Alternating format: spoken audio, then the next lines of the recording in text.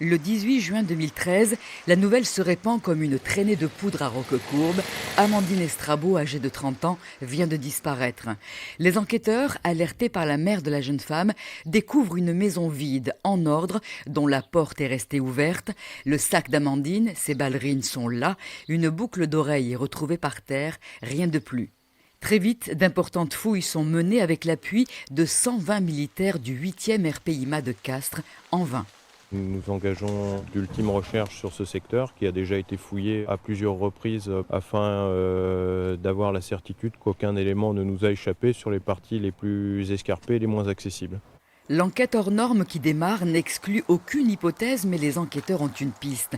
La voisine d'Amandine, en ce jour de forte chaleur à travers ses volets clos, a vu une camionnette se garer, un ouvrier en pantalon de chantier en descendre, ainsi qu'une jeune femme qui pourrait être la disparue et qui ne semblait pas menacée.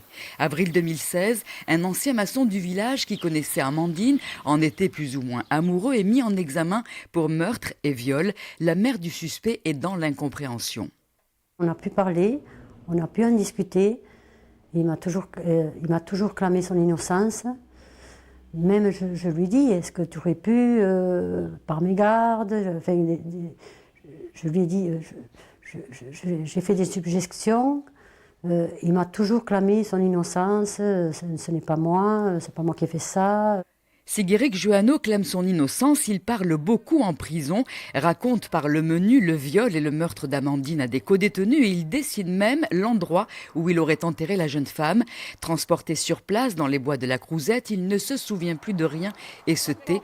Pour la mère d'Amandine, dévastée par la disparition de sa fille, l'attitude du suspect est insupportable. Il l'a enterrée, toute nue. Il a mis de la chaux sur son corps. Et vous voulez après qu'on entende dire que pour bonne conduite en prison, après on voulait sortir 5 ou 6 ans plus tôt? Non, non. Qu'il reste un maximum en prison. Et le pardon, nous on n'en veut pas du pardon. Alors qu'Amandine reste introuvable, le procès de Guéric Juano qui s'ouvre jeudi est le procès de l'espoir, celui de lever enfin le voile sur un mystère qui dure depuis plus de 7 ans.